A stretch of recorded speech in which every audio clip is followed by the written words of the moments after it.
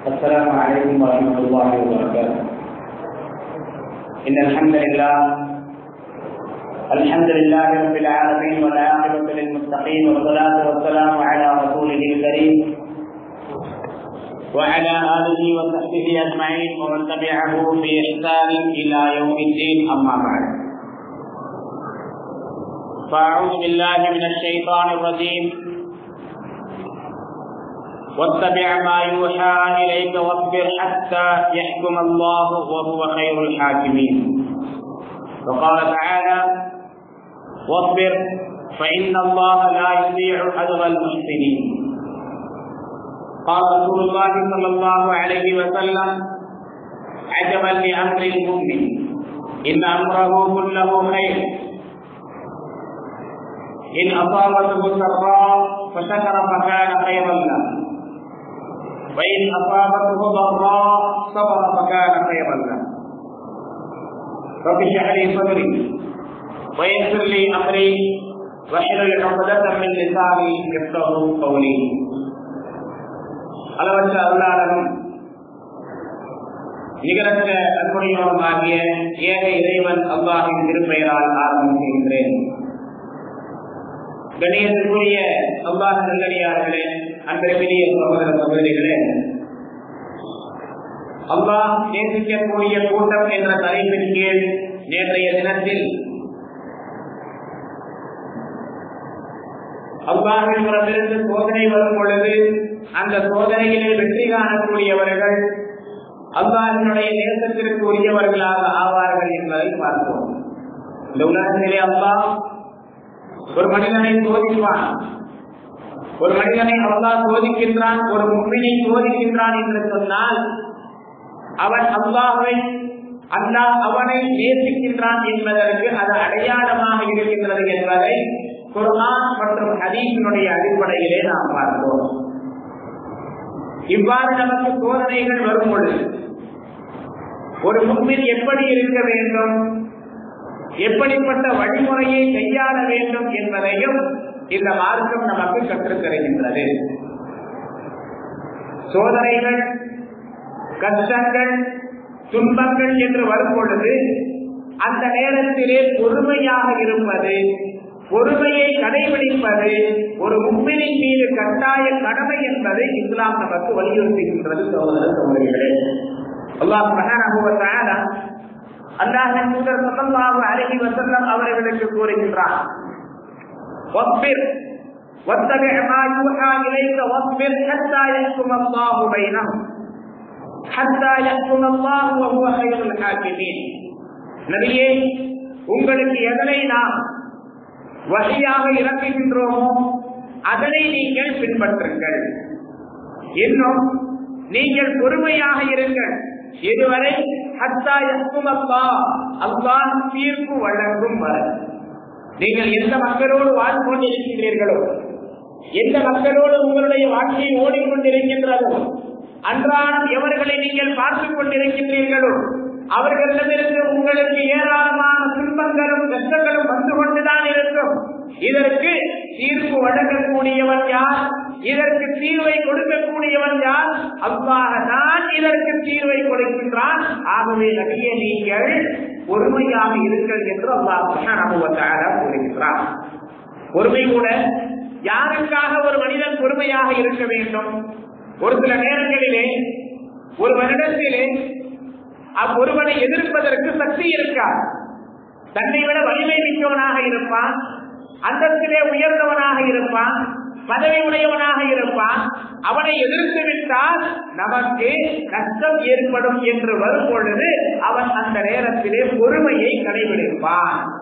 ஆக தன்னுடைய சுயநலத்திற்காக பொறுமையை கடைபிடிக்க இஸ்லாம் சொல்லவில்லை. மாறாக யாருக்காக பொறுமையை கடைபிடிக்க வேண்டும், யாருக்காக பொறுமையாக இருக்க வேண்டும்? நபிகள் நாயகம் ஸல்லல்லாஹு அலைஹி வஸல்லம் அவர்களுக்கு இரண்டாவது வஹியை அல்லாஹ் இறக்கும் பொழுது தூய்மையை பற்றி சொல்லும் பொழுது எப்படிப்பட்ட தூய்மையை அல்லாஹ் அவர்களுக்கு போதித்தார் என்பதை உங்களுக்கு எடுத்துச் சொன்னேன். அதிலேயே அதே 73வது அத்தியாயத்தினுடைய 6-7 வசனங்களிலே அல்லாஹ் கூறுகின்றான், நபியே உங்களுடைய இறைவனுக்காக நீங்கள் பொறுமையாக இருங்கள். பொறுமை என்பது வலிமை இழந்த பிறகு அல்ல. பொறுமை என்பது எதிர்க்க முடியாது என்பொழுது அல்ல.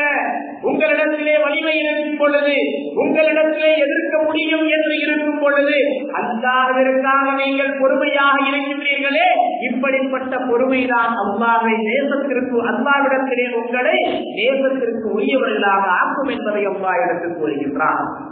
ஆக யாருக்காக பொறுமையாக இருக்க வேண்டும்? அல்லாஹ்விற்காக பொறுமையாக இருக்க வேண்டும். குடும்பத்திலே ஒரு பிரச்சனை வந்துவிட்டது, சண்டை சச்சரவுகள் ஏற்படுகின்றது, உறவு புரியக்கூடிய நிலை வருகின்றது. அப்படிப்பட்ட நேரத்திலே நான் அல்லாஹ்விற்காக பொறுமையாக இருக்கின்றேன். என்னுடைய நோக்கம் இங்கே பிளவு ஏற்படக்கூடாது, உறவிலே விரிசல் ஏற்படக்கூடாது, என்னுடைய உறவு துண்டிக்கப்படக்கூடாது என்பதற்காக ஒரு முஃமின், ஒரு இஸ்லாமியர் அல்லாஹ்விற்காக தன்னுடைய சுயநலங்களை விட்டுக் கொடுத்து பொறுமையாக இருந்தான் என்று சொன்னால் அவன் அல்லாஹ்வினுடைய நேசத்திற்கு உரியவனாக ஆகிவிடுவான். அல்லாஹ் சுப்ஹானஹு வ தஆலா கூறுகின்றான், வஸ்பிர் ஃபஇன்ன அல்லாஹ லா யுதீஉ அஜ்ரல் முஹ்சினீன். நபியே நீங்கள் பொறுமையாக இருங்கள். ஏனென்று சொன்னால் நிச்சயமாக அல்லாஹ் சுப்ஹானஹு வ தஆலா பொறுமையாளர்கள், நன்மை செய்யக்கூடியவர்களுடைய கூலியை வீணாக்க மாட்டான். பொதுவாக நாம் இன்று என்ன பார்க்கின்றோம்? ஒருவர் பொறுமையாக இருந்தார் என்று சொன்னால் பிறர் அவனை கோடை என்று நினைத்து விடுகின்றார்கள். ஆகவே நான் கோடை இல்லை என்பதை காண்பிப்பதற்காகவாவது ஒருவர் தன்னுடைய கோபத்தை காண்பிப்பான். ஆனால் நாம் இந்த உலகத்திலே பிறர் நம்மை கோடை என்று நினைக்கலாம், தைரியம் இல்லாதவன் என்று நினைக்கலாம். ஆனால் அல்லாஹ்வினுடைய பாதையிலே, அல்லாஹ்வினுடைய பார்வையிலே எப்படி இருப்போம்? அல்லாஹ் கூறுகின்றான், நிச்சயமாக அல்லாஹ் நன்மை செய்பவர்களுடைய கூலியை வீணாக்குவது இல்லை.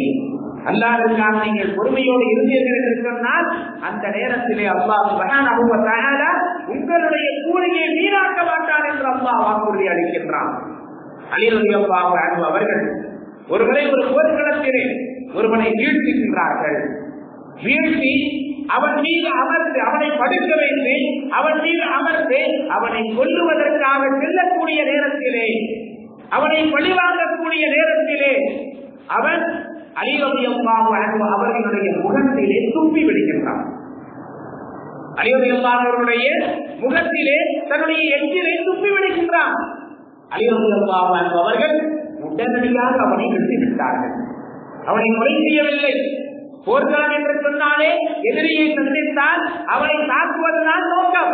இங்கே தாக்கக்கூடிய எல்லா சந்தர்ப்பங்களும் கிடைத்த பிறகும் அலி ரலியல்லாஹு அன்ஹு அவர்கள் அவனை தாக்காமல் அவரிடமிருந்து விலகி விடுகின்றார்கள். இதனை பார்த்த சில சஹாபாக்களுக்கு ஆச்சரியமாக இருந்தது. அலி ரலியல்லாஹு அன்ஹு அவர்களிடத்திலே கேட்கிறார்கள், அலியே, நீங்கள் அவனை வீழ்த்தி விட்டீர்கள், உங்களுடைய பலம் முழுவதும் அவன் மீது இருந்தது, அவனை நீங்கள் பழிவாங்கி இருக்கலாம்.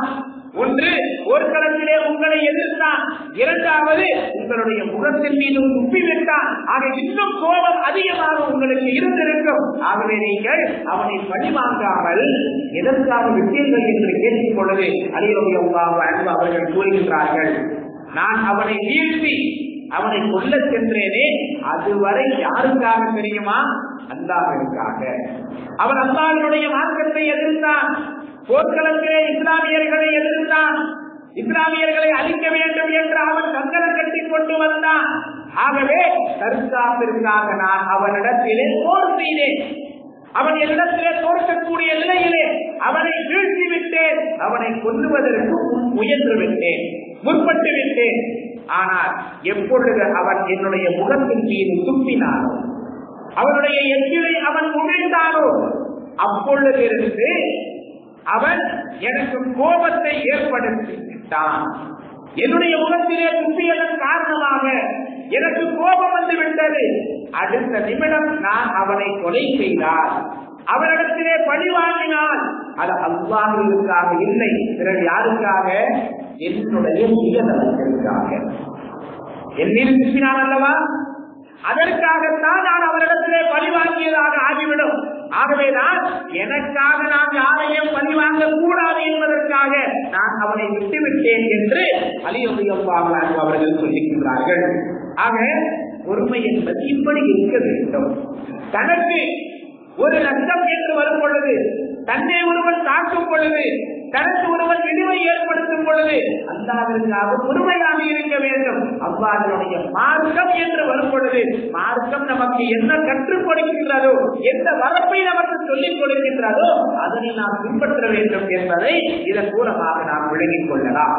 அல்லாஹ் சுப்ஹானஹு வ தஆலா நபிகள் நாயகம் ஸல்லல்லாஹு அலைஹி வஸல்லம் அவர்களை பார்த்து சொல்கிறார், وَإِذْ عَاقَبْتُمْ فَعَاقِبُوا بِمِثْلِ مَا عَاقَبْتُمْ بِهِ.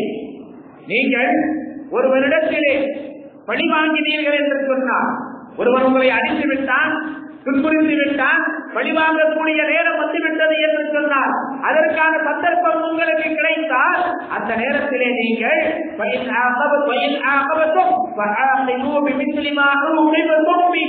உங்களிடத்தில் எவ்வளவு பழிவாங்கப்பட்டதோ அதே அளவு நீங்களும் பழிவாங்குங்கள். ஆனால் நீங்கள் பொறுமையாக இருந்தால்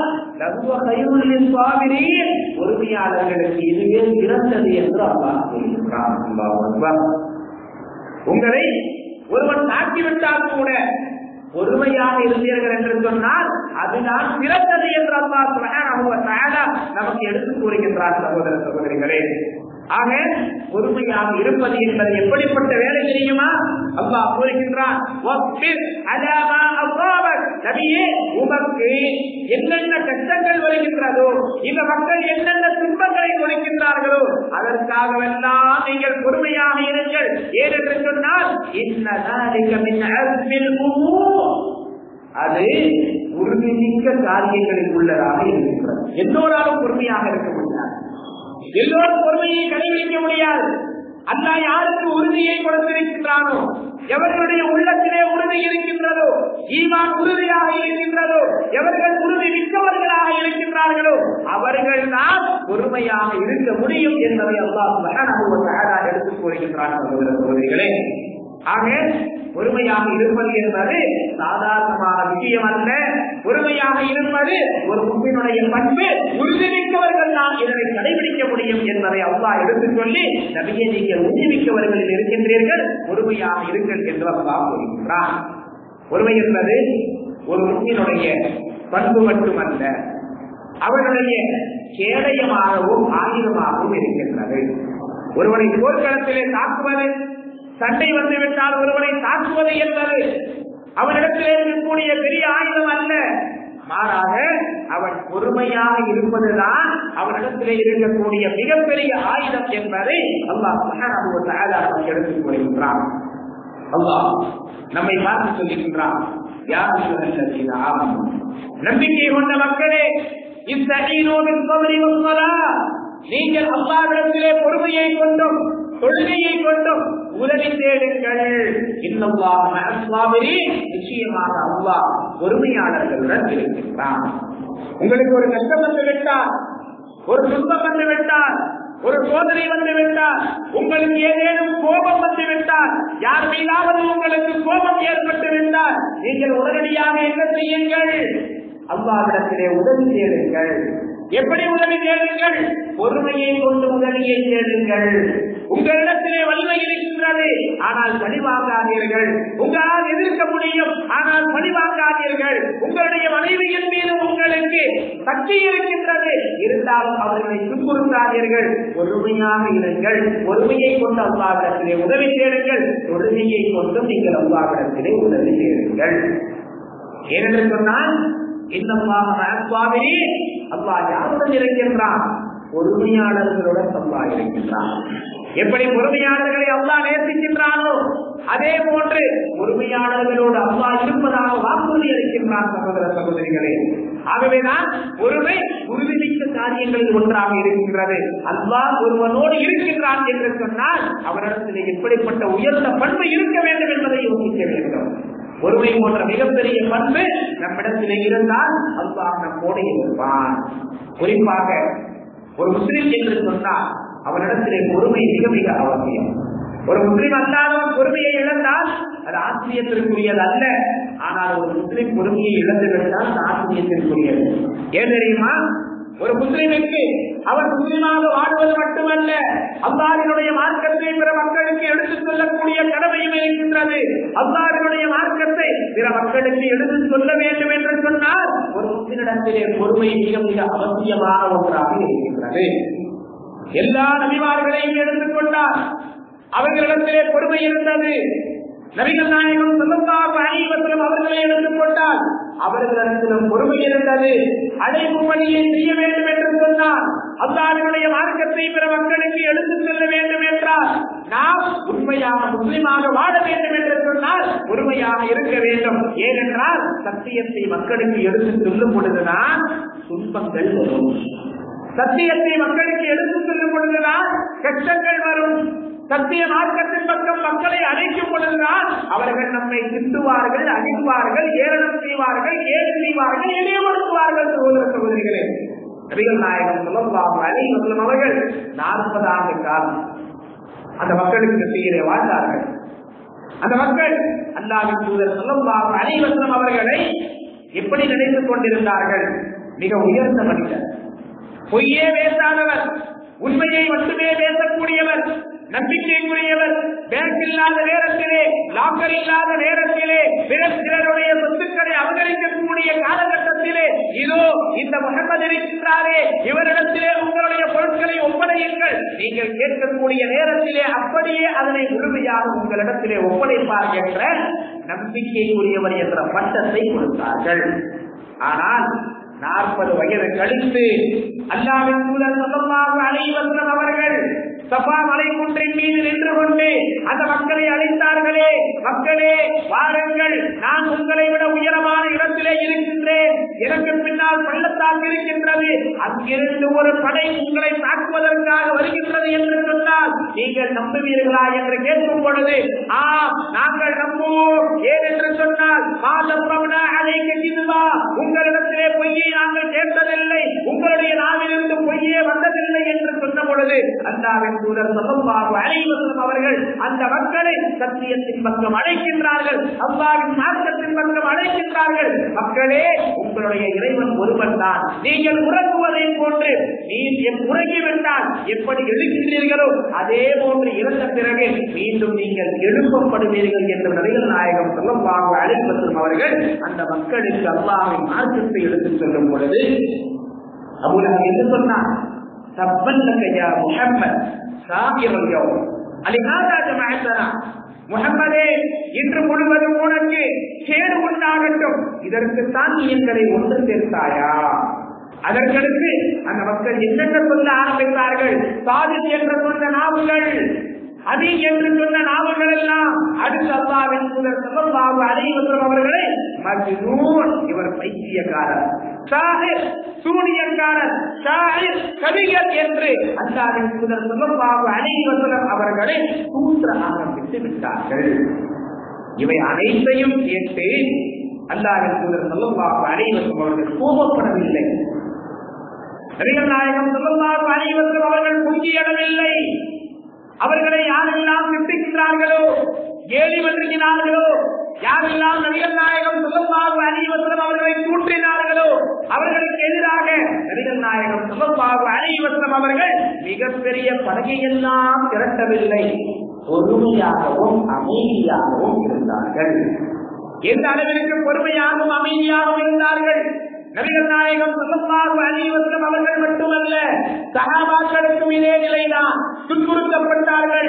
யாசிர் ரலியல்லாஹு அன்ஹு அவர்களுடைய குடும்பம், யாசிர், அம்மார், சுமையா ரலியல்லாஹு அன்ஹும் அஜ்மஈன் அவர்களுடைய குடும்பத்தாரை கடந்து செல்லும் பொழுதெல்லாம் அல்லாஹ்வின் தூதர் ஸல்லல்லாஹு அலைஹி வஸல்லம் அவர்கள் கூறுவார்கள், "சபரன் ஆல யாசிர் வவஇதுகுமுல் ஜன்னah, சபரன் ஆல யாசிர் வவஇதுகுமுல் ஜன்னah." யாசிரின் குடும்பத்தினரே, பொறுமையாக இருங்கள், உங்களுக்கு வாக்களிக்கப்பட்ட இடம் சொர்க்கம். யாசிரின் குடும்பத்தினரே, பொறுமையாக இருங்கள், உங்களுக்கு வாக்களிக்கப்பட்டிருக்கக்கூடிய இடம் சொர்க்கம். எந்த அளவிற்கு பொறுமையாக இருந்தார்கள் சகோதர சகோதரிகளே! சுமையா ரலியல்லாஹு அன்ஹா யாசிரின் மனைவி அம்மாரின் தாயார் சுமையா ரலியல்லாஹு அன்ஹா இஸ்லாமை ஏற்றார்கள் என்பதற்காக துன்புறுத்தப்பட்டார்கள். அல்லாஹ்விற்காக முதலாக உயிரை தியாகம் செய்கிறார்கள். நபிகள் நாயகம் ஸல்லல்லாஹு அலைஹி வஸல்லம் அவர்கள் கூறினார்கள், பொறுமையாக இருங்கள். பொறுமையாக இருந்தார்கள். எந்த அளவிற்கு பொறுமையாக இருந்தார்கள்? அவர்களுடைய மறைவான உறுப்பிலே அல்லாஹ்வுடைய எதிரி தன்னுடைய ஈட்டியை வைத்து குத்தி அவர்களை வெளியேறாக்குகின்றான், அவர்களை கொல்லுகின்றான். அப்பொழுதும் பொறுமையாகத்தான் இருந்தார்கள். பொறுமை என்பது எப்படி? எவ்வளவு பொறுமையாக இருக்க வேண்டும்? நம்முடைய உயிரே போகக்கூடிய நிலை வந்தாலும் கூட அல்லாஹ்விற்காக பொறுமையாக இருக்க வேண்டும் என்ற நிலை வந்தால் பொறுமையாக நாம் இருக்க வேண்டும். சகோதர சகோதரிகளே, பொறுமையை இழக்கக்கூடாது. அல்லாஹ்வின் தூதர் ஸல்லல்லாஹு அலைஹி வஸல்லம் அவர்கள் சொல்லுகிறார்கள், ஒரு போரின் பொழுது சஹாபாக்கள் எல்லாம் ஒன்று கூடி இருக்கின்றார்கள். எதிரிகளை சந்திக்கக்கூடிய நேரம், சூரியன் மறையக்கூடிய நேரத்திலே, சூரியன் அத்தி சாய்ந்த பிறகு அல்லாஹ்வின் தூதர் ஸல்லல்லாஹு அலைஹி வஸல்லம் அவர்கள் மக்களுக்கு மத்தியிலே எழுகிறார்கள். எழுந்து சொல்லுகிறார்கள், யா அய்யுஹன் நாஸ் லா ததமன்னூ லிகாஅல் அது. மக்களே, எதிரிகளை போர்க்களத்திலே சந்திக்க வேண்டும் என்று நீங்கள் ஆசை வைக்காதீர்கள். இஸ்லாமை பற்றி இன்று தவறாக சொல்லக்கூடிய பிரச்சாரம் என்ன? இஸ்லாம் ஆளால் பரப்பப்பட்டது. இஸ்லாமியர்கள் எல்லாம் தீவிரவாதிகள், இஸ்லாம் பயங்கரவாதத்தை போதிக்கின்றது. ஆனால் போர்க்களத்திலே நின்று நபிகள் நாயகம் ஸல்லல்லாஹு அலைஹி வஸல்லம் அவர்கள் சொல்லக்கூடிய உபதேசம் என்ன? சகோதர சகோதரிகளே, மக்களே, நீங்கள் எதிரியை சந்தித்து போரிட வேண்டும் என்று ஆசை வைக்காதீர்கள். யாரையும் எதிர்த்து நீங்கள் போர் செய்ய வேண்டும் என்ற ஆசை உங்களுக்கு வரக்கூடாது. அமைதியான சூழல் தான் இருக்க வேண்டும். அப்படி உங்களை ஒரு சமுதாயம் தாக்குவதற்காக வந்தால் நீங்கள் உங்களை தற்காத்துக் கொள்வதற்காக போர் செய்ய வேண்டிய நிலை ஏற்பட்டு விட்டால் நபிகள் நாயகம் ஸல்லல்லாஹு அலைஹி வஸல்லம் அவர்கள் கூறுகின்றார்கள், அந்த நேரத்திலே பொறுமையாக இருங்கள். நீங்கள் எதிரிகளை போர்க்களத்திலே சந்திக்க வேண்டும் என்று விரும்பாதீர்கள், ஆசை வைக்காதீர்கள். இன்னும் அல்லாஹ்விடத்திலே நீங்கள் ஆரோக்கியத்தை, நலனை நீங்கள் அல்லாஹ்விடத்திலே கேளுங்கள். நீங்கள் இக்கட்டான சூழலிலே அவர்களை போர்க்களத்திலே சந்தித்துத்தான் ஆக வேண்டும் என்று சொன்னால் அந்த நேரத்திலே நீங்கள் பொறுமையாக இருங்கள், பொறுமையோடு இருங்கள் என்று நபிகள் நாயகம் ஸல்லல்லாஹு அலைஹி வஸல்லம் அவர்கள் போர்க்களத்தில் கூட பொறுமையை கற்றுத் தருகின்றார்கள். அல்லாஹ்வின் தூதர் ஸல்லல்லாஹு அலைஹி வஸல்லம் அவர்களிடத்திலே ஒரு முறை கப்பாப் பின் அர்த் ரலியல்லாஹு அன்ஹு அவர்கள் வருகின்றார்கள். யார் இந்த கப்பாப்? கொல்லன். பட்டறையிலே வேலை செய்யக்கூடிய, இரும்பு பட்டறையிலே வேலை செய்யக்கூடியவர். இவருடைய எஜமானன் என்ன செய்வான் தெரியுமா? இஸ்லாமை ஏற்றதன் காரணமாக கம்பியை பழுக்கு காய்ச்சி இவர்களுடைய முதுகிலே சூடு வைப்பான். எப்படிப்பட்ட சூடை வைப்பான் தெரியுமா? அல்லாஹ் அக்பர்.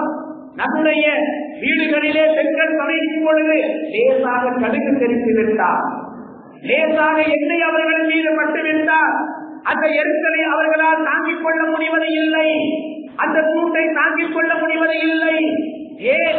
சற்று வெயில் கடுமையாக ஆகிவிட்டால் நம்மால் இந்த வெப்பத்தையும் சூட்டையும் தாங்க முடிவதில்லை. ஆனால் கப்பாவின் அர்த் ரலியல்லாஹு அன்ஹு அவர்களின் மீது எப்படிப்பட்ட கொடுமை! அவர்களுடைய எஜமானன் கம்பியை படுத்து காய்ச்சுவான் நெருப்பிலே, அவர்களுடைய ஆணையை கலட்ட சொல்லுவான், மேலாணையை கலற்றுவார்கள், அதற்கடுத்து அவர்களுடைய முதுகிலே சூடு வைப்பான். இப்படிப்பட்ட சூடு தெரியுமா? அல்லாஹ் அக்பர். சூடு வைத்தால் வலிக்கின்றது என்று சொல்லும் பொழுது எடுத்துவிட மாட்டான், மாறாக வாட்ட சாட்டமாக இருக்கக்கூடிய கப்பாப் ரலியல்லாஹு அன்ஹு அவர்களுடைய தோல் வெந்து போய் அவர்களுடைய கொழுப்பு அந்த நெருப்பை அணைக்கும். இப்படிப்பட்ட கப்பாவின் அர்த் ரலியல்லாஹு அன்ஹு அவர்கள் அல்லாஹ்வின் தூதர் ஸல்லல்லாஹு அலைஹி வஸல்லம் அவர்களிடத்திலே வருகின்றார்கள். வந்து சொல்லுகின்றார்கள், யா ரசூலல்லாஹ், அல்லாஹ்வின் தூதர் ஸல்லல்லாஹு அலைஹி வஸல்லம் அவர்களே, எங்களுடைய நிலையை நீங்கள் பார்ப்பதில்லையா? எந்த இடத்திலே இருக்கின்றார்கள் நபிகள் நாயகம் ஸல்லல்லாஹு அலைஹி வஸல்லம் அவர்கள்? கஅபத்துல்லாஹ்வுடைய நிழலிலே சாய்ந்து அமர்ந்திருக்கின்றார்கள். அந்த நேரத்திலே வந்து சொல்லுகின்றார்கள், அலா தஸ்தக்பிரு லனா, அல்லாஹ்வின் தூதர் ஸல்லல்லாஹு அலைஹி வஸல்லம் அவர்களே, எங்களுக்காக நீங்கள் அல்லாஹ்விடத்திலே உதவி தேட மாட்டீர்களா? அலா ததுஊலனா, எங்களுக்காக பிரார்த்திக்க மாட்டீர்களா? இந்த எதிரிகளுக்கு எதிராக நீங்கள் பிரார்த்திக்க மாட்டீர்களா என்று சொன்ன உடனே நபிகள் நாயகம் ஸல்லல்லாஹு அலைஹி வஸல்லம் அவர்கள் பதிலளிக்கிறார்கள். கப்பாவே, என்ன நடந்துவிட்டது? கப்பாவே, உங்களுக்கு என்ன நேர்ந்து விட்டது? இதையெல்லாம் பார்த்து பயந்து விட்டீர்களா? பொறுமையை இழந்து விட்டீர்களா? உங்களுடைய உள்ளம் நடுநடுங்குகின்றதா? இஸ்லாமை விட்டு பின்னோக்கி செல்ல வேண்டும் என்று விரும்புகின்றீர்களா? அல்லாஹ் உங்களை சோதிக்க மாட்டானா? சோதிப்பான். அல்லாஹ் உங்களை சோதிப்பதெல்லாம் மிக மிக மிக மிக குறைவானதுதான். ஏன் தெரியுமா? இதற்கு முன்னால் வாழ்ந்த சமுதாய மக்கள் சத்தியத்தை ஏற்றதற்காக, இதற்கு முன்னால் வாழ்ந்த நபிமார்கள் சத்தியத்தை சொன்னதற்காக எப்படியெல்லாம் அவர்கள் சோதிக்கப்பட்டார்கள் தெரியுமா? அல்லாஹ்வின் தூதர் ஸல்லல்லாஹு அலைஹி வஸல்லம் அவர்கள் சோதிக்கிறார்கள். அது கானமன் கபலக்கும் யுகது ரஜுல் ஃபயுஃபர் லஹு பில் அர்த் ஃபயஜஅல் ஃபீஹா ثم يؤتى بالمنشار فيوضع على رأسه فيجعل نصفين. அல்லாஹ் அக்பர். உங்களுக்கு முன்னர் வாழ்ந்த மக்களில் சிலருக்கு எப்படிப்பட்ட துன்பங்களும் சோதனைகளும் வந்தது தெரியுமா? ஈமான் கொண்ட ஒரு மனிதனை பிடிப்பார்கள், ஒரு குழியை தோண்டுவார்கள், அவனுடைய கழுத்து வரை அதிலே அவனை புதைத்து விடுவார்கள். அவனுடைய தலை மட்டும் வெளியிலே இருக்கும். ரம்பத்தை எடுத்து வருவார்கள், அவனுடைய தலையை இரண்டாக பிளந்து விடுவார்கள். அல்லாஹ் அக்பர். எப்படிப்பட்ட சோதனை, எப்படிப்பட்ட சோதனை! இந்த சோதனையிலும் அவர்கள் பொறுமையாகத்தானே இருந்தார்கள். இது மட்டுமல்ல, நபிகள் நாயகம் ஸல்லல்லாஹு அலைஹி வஸல்லம் அவர்கள் கூறுகிறார்கள், வயுஷது பிஅஸ்ராபில் ஹதீத் மா தூன லஹ்மிஹி வ இதாமிஹி மா யசுத்துஹு ذلك عن دينه. இன்னும் ஒரு மனிதன் அழைக்கப்படுவான். அவர்கள் இரும்பு தீப்புகளை கொண்டு வருவார்கள். அந்த இரும்பு தீப்பால் அவர்களுடைய உடல் முழுவதையும் அவர்கள் சீவுவார்கள். அவர்களுடைய உடலில் இருந்து சதையெல்லாம், தோலும் சதைகளும் வந்து எலும்புகள் மட்டும்தான் கண்ணுக்கு தெரியும். ஆனால் இப்படி அவர்களை குழியிலே புதைத்து அவர்களை பாதையாக அறுப்பதும், அவர்களை இரும்பு தீப்புகளால் சீவுவதும் இஸ்லாத்தை விட்டும் விரண்டோடுவதற்கு அவர்களுக்கு காரணமாக இருக்கவில்லை. இந்த மார்க்கத்திலே அவர்கள் உறுதியாக இருந்தார்கள் என்று நபிகள் நாயகம் ஸல்லல்லாஹு அலைஹி வஸல்லம் அவர்கள் சொல்லிவிட்டு சொல்லுகிறார்கள், வல்லாஹ் லயதிம்மன் அல்லாஹு ஹாதல் அம்ர் ஹத்தா யஸீர الراكب من صنعاء الى حضرموت لا يخاف الا الله. அல்லாஹ்வின் மீது ஆணையாக அல்லாஹ் இந்த மார்க்கத்தை முழுமைப்படுத்துவார். எல்லா மனிதர்களிடத்திலும் கொண்டு போய் சேர்ப்பான். இப்பொழுது அச்சமான சூழல், அச்சமற்ற ஒரு சூழலை அல்லாஹ் ஏற்படுத்துவான். அப்பொழுது சன்னாவில் இருந்து ஹதரமௌத் வரை ஒரு மனிதன் அல்லாஹ்வை அன்றி வேறு யாருக்கும் பயப்பட மாட்டான், தன்னந்தனியே பயணம் செய்வான் என்று நபிகள் அவர்கள் முன்னறிவிப்பை சொல்லுகிறார்கள். ஆக எப்படிப்பட்ட சோதனை வரும் என்பதை சொல்லிவிட்டு, அப்பாவே இதையெல்லாம் பார்த்து நடித்து விடாதீர்கள், பயந்து விடாதீர்கள். அவர்களுக்கு முன்னால் உங்களுக்கு வந்திருக்கக்கூடிய இந்த சோதனை மிக மிக குறைவானது என்று நபிகள் அலைஹி அவர்கள் கூறுகிறார்கள். ஒரு ஆணை ஓதுகின்றோமே, எப்பொழுதாவது சூரத்துல் புரூஜ் என்ற அத்தியாயத்தை அர்த்தத்தோடு ஓதி இருக்கின்றீர்களா? சூரத்துல் புரூஜ் ஓதி பாருங்கள், அதனுடைய விளக்கத்தை பாருங்கள். அல்லாஹ் கூறுகின்றான், நெருப்பு கொண்ட வாசிகளுக்கு கேடு உண்டாகட்டும், நாசம் உண்டாகட்டும். என்ன சம்பவம் அது? ஒரு நாடு, அந்த நாட்டிலே மன்னன் தான் வைத்ததுதான் சட்டம், பெண்ணை தான் மக்கள் வணங்க வேண்டும் என்று விரும்புகின்றான். அந்த நேரத்திலே அவனிடத்திலே ஒரு மந்திரவாதி இருக்கின்றான், ஒரு சூனியக்காரன் இருக்கின்றான். வயதாகின்றது. அவன் சொல்லுகின்றான், மன்னரே, நான் இறப்பதற்கு முன்னால் என்னுடைய இந்த மந்திரக்கலையை, சூனியக்கலையை யாருக்காவது கற்றுக் கொடுக்க வேண்டும். அந்த ஊரிலேயே மிகவும் புத்தி கூர்மையுடைய பிரில்லியன்டான ஒரு சிறுவன் தேர்ந்தெடுக்கப்படுகின்றான். அவன் அவனிடத்திலே சூனியத்தை கற்கின்றான். தன்னுடைய வீட்டிலிருந்து சூனியக்காரன் வீட்டிற்கு சென்று சூனியத்தை கற்றுக்கொள்ளக்கூடிய நேரத்திலே தன்னுடைய வீட்டிற்கும் அவருடைய வீட்டிற்கும் இடையிலே ஒரு வீட்டை பார்க்கின்றான். அங்கே ஒரு நல்ல மனிதர் அல்லாஹ்வை வணங்கிக் கொண்டிருக்கின்றார். அவரிடத்திலும் சென்று அல்லாஹ்வை பற்றி கற்றுக்கொள்கின்றான். இறுதியாக இஸ்லாம் தான் உண்மையான மார்க்கம் என்று தெரிந்த பிறகு மக்களுக்கு மார்க்கத்தை எடுத்துச் செல்கின்றான். மன்னன் கடும் கோபம் கொள்கின்றான். இந்த சிறுவனை கொல்லுவதற்கான முயற்சிகளை மேற்கொள்கின்றான். அவனால் எதையுமே செய்ய முடியவில்லை. இறுதியாக சிறுவனை சொல்லுகின்றான், என்னை கொல்ல வேண்டும் என்றால் மக்களை எல்லாம் ஒரு மைதானத்திலே ஒன்று சேர்த்து என்னை ஒரு மரத்திலே கட்டி பிஸ்மில்லாஹி ரப்பி ஹாதல் குலாம், இந்த சிறுவனின் இறைவனின் திருப்பெயரால் என்று சொல்லி என் மீது நீங்கள் வில் அம்பை விடுங்கள், நான் ஷஹீதாகி விடுவேன், இறந்து விடுவேன். இதை பார்த்த மக்கள் அந்த நேரத்தில் உடனடியாக இஸ்லாமை ஏற்றுக்கொள்கின்றார்கள். மன்னனுக்கு மிகப்பெரிய கோபம். நான் எதை பயந்தேனோ அதுவே நடந்துவிட்டது. ஒன்றிரண்டு மக்கள் தான் இஸ்லாமை ஏற்றிருந்தார்கள், இந்த சிறுவனின் அழைப்பை ஏற்றார்கள். ஆனால் இப்பொழுது எல்லா மக்களும் இஸ்லாத்தை ஏற்றுக்கொண்டார்களே என்று மக்களை எச்சரிக்கின்றான். நீங்கள் இந்த இஸ்லாத்தை விட்டும் பின்வாங்கவில்லை என்று சொன்னார், வெளியேறவில்லை என்று சொன்னார், இப்பொழுது இதே இடத்திலேயே நான் பெரும் பெரும் நெருப்பு குண்டங்களை ஏற்படுத்தி உங்களை எல்லாம் அந்த நெருப்பிலே தூக்கி போட்டு விடுவேன். இஸ்லாத்தை ஏற்றுக்கொண்டு 10 வருடம் 20 வருடம் 40 வருடம் 50 வருடம் ஆகவில்லை. சகோதர சகோதரிகளே, இஸ்லாத்தை ஏற்ற அந்த நிமிடம் அரசன் சொல்லுகின்றான், நீங்கள் இஸ்லாத்தை விடவில்லை என்று சொன்னால் இதோ இந்த நெருப்பு குண்டத்திற்குள் செல்ல வேண்டும். மறுமையினுடைய நெருப்பு, நரகத்தினுடைய நெருப்பு கடுமையானது. ஆகவே மன்னரே, உங்களை நாங்கள் வணங்க மாட்டோம், உங்களுடைய மார்க்கத்திலே இருக்க மாட்டோம், சத்திய மார்க்கத்தில் மட்டும்தான் நாங்கள் இருப்போம் என்று சொல்லி இஸ்லாத்திலே அவர்கள் உறுதியாக இருக்கும் பொழுது இஸ்லாத்தை ஏற்றுக்கொண்ட எல்லா மக்களையும் நெருப்பு குண்டத்திலே தூக்கி எறிகின்றான். ஒரே ஒரு பெண்மணி மட்டும் தயங்குகின்றார். ஏன் தயங்குகின்றால் தெரியுமா? தனக்காக அல்ல, தன்னுடைய உயிர் பிரிந்துவிடும் என்பதற்காக அல்ல. பச்சிளம் குழந்தை அவருடைய கையிலே இருக்கின்றது.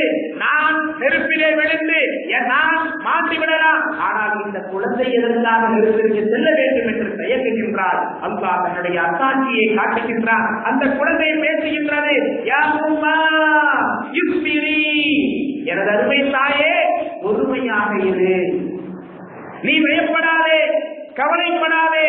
ஏன் தெரியுமா? நீ சத்தியத்தின் மீது இருக்கின்றாய், சத்தியத்திலே இருக்கின்றாய், என்னை பற்றி கவலைப்படாதே, நெருப்பிலே போய் விடு, அல்லாஹ் உனக்கு சுருக்கத்தை கொடுப்பான். பொறுமையாக இரு, அல்லாஹ் உனக்கு சுருக்கத்தை கொடுப்பான். அதே போன்ற அந்த பெண்மணி நெருப்பிலே விடுகின்றாள். ஆக இஸ்லாத்தை ஏற்றுக்கொண்ட பிறகு அல்லாஹ்விற்காக சோதனைகள் வரும் பொழுது பொறுமையாக இருக்கின்றோம் என்று சொன்னால் அதற்கு 40-50 வருடங்கள் நமக்கு பிராக்டிஸ் தேவையில்லை சகோதர சகோதரிகளே.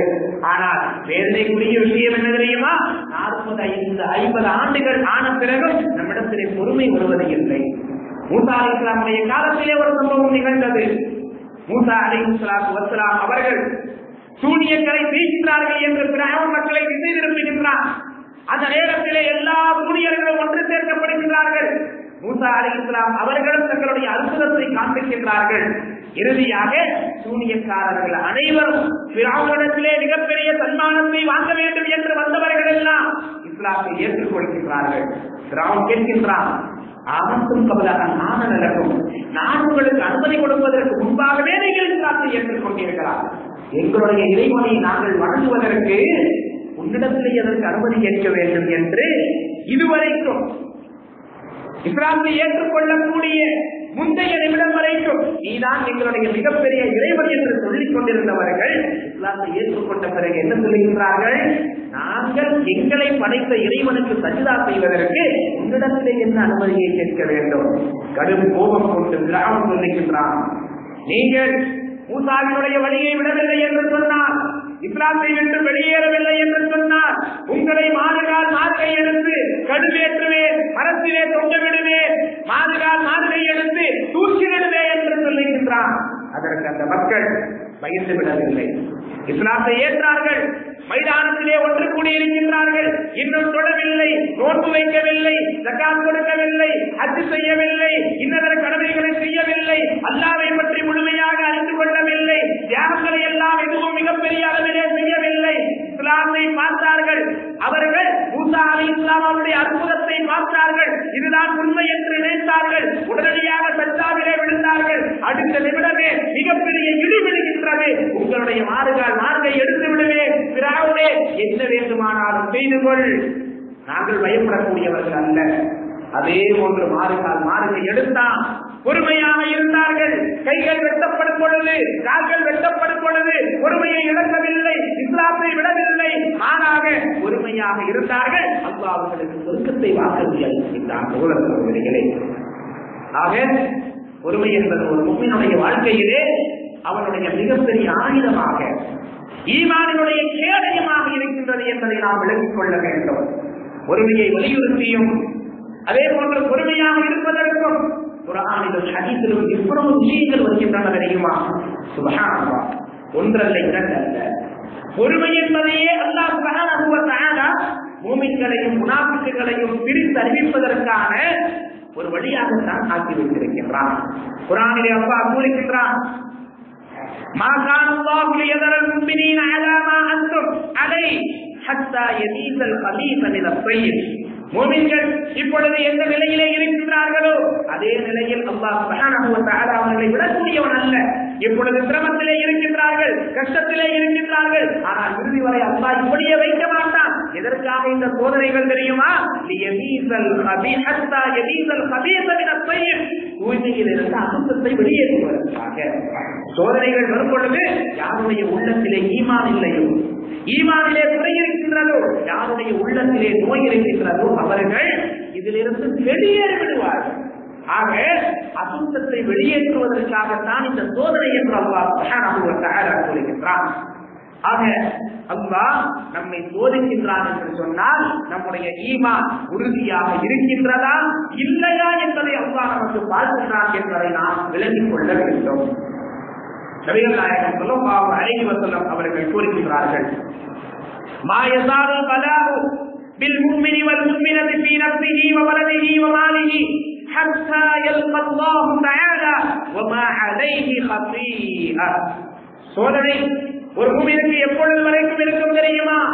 அல்லாஹ்வின் தூதர் ஸல்லல்லாஹு அலைஹி வஸல்லம் அவர்கள் கூறுவதை கேளுங்கள் சகோதர சகோதரிகளே. ஒரு முஃமினான ஆணுக்கும் முஃமினான பெண்ணுக்கும் அவனுடைய உயிரிலே, அவனுடைய உடலிலே, அவனுடைய பிள்ளைகளிலே, அவனுடைய செல்வங்களிலே அவனுக்கு சோதனைகள் இருந்து கொண்டே இருக்கும். எதுவரை? ஹத்தா யல்கல்லாஹு அஸ்ஸ வஜல், அல்லாஹ்வை சந்திக்கும் வரை, அல்லது அவனுடைய பாவங்கள் இருக்கும் வரை. சோதனையின் மூலமாக அல்லாஹ் பாவங்களை மன்னிக்கின்றான். ஆக நம்முடைய பாவங்கள் நம்மிடத்திலே இருக்கும் வரை நமக்கு சோதனை வந்து கொண்டிருக்கும், அல்லது இந்த சோதனையின் மூலமாக அல்லாஹ் நம்முடைய அந்தஸ்தை உயர்த்துகின்றான். ஆகவே அல்லாஹ் சுப்ஹானஹு வ தஆலா அவனை சந்திக்கும் வரை நம்மை சோதித்துக் கொண்டே இருப்பான். இந்த சோதனைகளை பார்த்து பயப்படுவதா, அஞ்சுவதா? இதற்காக பின்னங்கால் திறனையிலே செலுத்தக்கூடிய அளவிற்கு இஸ்லாத்தை விட்டு இரண்டோடுவதா? இல்லை சகோதர சகோதரிகளே. சோதனைகள் வந்தால் உறுதியாகவும் பொறுமையாகவும் இருக்க வேண்டும் என்பதை மார்க்கம் நமக்கு கற்றுத் தருகின்றது. நபிகள் நாயகம் ஸல்லல்லாஹு அலைஹி வஸல்லம் அவர்கள் மற்றொரு ஹதீஸிலே நமக்கு எடுத்துச் சொல்லுகின்றார்கள், மா யஹ்தில் முஃமின் இன்னி ஜஸாஅன் இதா கபது சஃபியஹு மின் அஹ்லி துன்யா ثم احتسبه இல்லா ஜன்னah.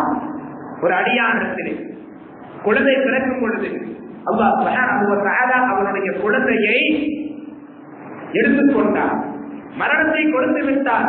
அந்த நேரத்தில் என்ன நடக்கும்? மிகப்பெரிய வேதனை நம்முடைய உள்ளத்திலே இருக்கும். குழந்தை நம்மை விட்டு சென்றுவிட்டதே என்று நாம் வேதனைப்படுவோம், புலம்புவோம். எத்தனையோ பெண்கள், எத்தனையோ தாய்மார்கள் பிறந்த குழந்தை பிறந்த உடனே மரணித்த பிறகு அவர்கள் மயக்கத்திலே இருப்பார்கள். தன்னுடைய குழந்தையை கண்ணால் கூட காணவில்லையே என்ற ஏக்கத்திலே நீண்ட ஆண்டுகள் இருப்பார்கள். தன்னுடைய குழந்தையை வளர்த்து ஆளாக்கி இருப்பார்கள்.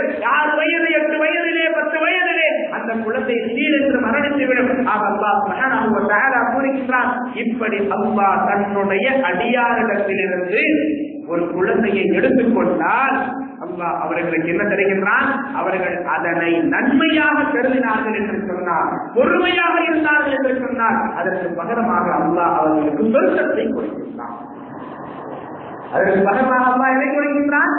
சொர்க்கத்தை கொடுக்கின்றான். சகோதர சகோதரிகளே, இது மட்டுமல்ல, நபிகள் நாயகம் ஸல்லல்லாஹு அலைஹி வஸல்லம் அவர்கள் சொல்லக்கூடிய இன்னும் 2 ஹதீஸ்களை பார்த்து முடிப்போம். அல்லாஹ்வுடைய தூதர் ஸல்லல்லாஹு அலைஹி வஸல்லம் அவர்கள் கூறுகிறார்கள், ஒரு மனிதனுக்கு அல்லாஹ் சுப்ஹானஹு வ தஆலா இந்த உலகத்திலே சோதனையை கொடுத்து அவனுடைய கண் பார்வையை எடுத்து விட்டால் அல்லாஹ் அவனுக்கு என்ன கொடுக்கின்றான் தெரியுமா? நபிகள் நாயகம் ஸல்லல்லாஹு அலைஹி வஸல்லம் அவர்கள் கூறுகின்றார்கள், அல்லாஹ் கூறுவதாக, இன்னல்லாஹ் யகூலு இன்னல்லாஹ் அஸ்ஸ வ ஜல் قال اذا ابتليت عبدي بحبيبتيه فصبر أفضته منهما الجنة. புகாரிலே வரக்கூடிய ஹதீஸ். இந்த உலகத்திலே என்னுடைய அடியானிடமிருந்து அவனுக்கு நேசத்திற்குரிய 2 கண்களையும் நான் எடுத்து விட்டேன் என்று சொன்னார். அதிலே அவன் பொறுமையாக இருந்து நன்மையை நாடினான் என்று சொன்னால் நான் அவனுக்கு என்ன கொடுப்பேன் தெரியுமா? அதற்கு பகரமாக சொர்க்கத்தை கொடுப்பேன். அந்த 2 கண்களுக்கு பகரமாக நான் அவனுக்கு சொர்க்கத்தை கொடுத்து விடுவேன் என்ற வாக்குறுதியை அல்லாஹ் வழங்குகின்றார். சகோதர சகோதரிகளே, அது மட்டுமல்ல, மற்றொரு ஹதீஸிலே நபிகள் நாயகம் ஸல்லல்லாஹு அலைஹி வஸல்லம் அவர்கள் கூறுகின்றார்கள், அஜபல் லிஅம்ரில் முஃமின், முஃமினுடைய எல்லா காரியங்களும் ஆச்சரியத்திற்குரியதாக இருக்கின்றது. இன்ன அம்ரஹு குல்லஹு கைர், அவனுடைய காரியங்கள் அனைத்தும் அவனுக்கு நன்மையை தரக்கூடியதாகத்தான் இருக்கின்றது. என் அல்லாஹ்வுக்கு தர்ரா, அவனுக்கு ஒரு இன்பம் ஏற்பட்டு விட்டார், அந்த இன்பத்திலே பெருமையடைக்க மாட்டான், மமதையாக இருக்க மாட்டான், அல்லாஹ்வை மறக்க மாட்டான். மாறாக அல்லாஹ்விற்கு நன்றி செலுத்துவான். அது அவனுக்கு நன்மையாக ஆகிவிடும். அவனுக்கு ஒரு துன்பம் வந்துவிட்டால் அவன் புலம்ப மாட்டான், அல்லாஹ்வை குறை சொல்ல மாட்டான், மார்க்கத்திலே குறையை அவன் காண மாட்டான். மாறாக பொறுமையாக இருப்பான். அது அவனுக்கு நன்மையாக ஆகிவிடும். ஆக பொறுமையோடு இருந்தால் அதற்கும் அல்லாஹ்விடத்திலே நமக்கு கூலி இருக்கின்றது. நாம் அல்லாஹ்விற்கு இன்பம் ஏற்படும் பொழுது, நமக்கு இன்பம் ஏற்படும் பொழுது அல்லாஹ்விற்கு நன்றி செலுத்தினால் அதற்கும் நமக்கு நன்மை ஏற்படுகின்றது. பொறுமை என்பது எந்த நேரத்திலே வர வேண்டும்? ஆரம்ப கட்டத்திலே வர வேண்டும். இன்னும் அப்பவர் எழுந்த பொதுமத்தில் நூலா, பொறுமை என்பது துன்பம் வந்த உடனடியாக, கஷ்டம் வந்த உடனடியாக ஆரம்ப கட்டத்திலேயே பொறுமையை மேற்கொள்ள வேண்டும் என்று அல்லாஹ்வுடைய தூதர் ஸல்லல்லாஹு அலைஹி வஸல்லம் அவர்கள் நமக்கு கூறுகிறார்கள். ஆக இன்றைய காலகட்டத்திலே பொறுமை நம்முடைய மிகப்பெரிய கேடயமாக இருக்கின்றது. நம்முடைய ஈமானை வலுப்படுத்தக்கூடியதாக இருக்கின்றது. அல்லாஹ்வுடைய நேசத்தை பெற்றுத் தரக்கூடியதாக இருக்கின்றது.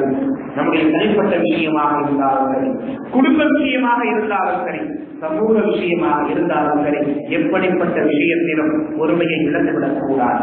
பொறுமையை இழந்துவிட்டால் நமக்கு இழப்பு ஏற்படும், நம்முடைய குடும்பத்தாருக்கு இழப்பு ஏற்படும், நம்மை சார்ந்த சமூகத்திற்கு இழப்பு ஏற்படும் என்பதை நம்முடைய மனதிலே பதிய வைத்துக் கொள்ள வேண்டும். ஓரிரு நபர்கள் பொறுமையை இழந்து தவறை செய்து விட்டார்கள் என்று சொன்னால் அவரை சுற்றி இருக்கக்கூடியவர்கள் எல்லாம் காலத்திற்கும் அதனுடைய வேதனையையும் கஷ்டத்தையும் அனுபவிக்க வேண்டியிருக்கும்.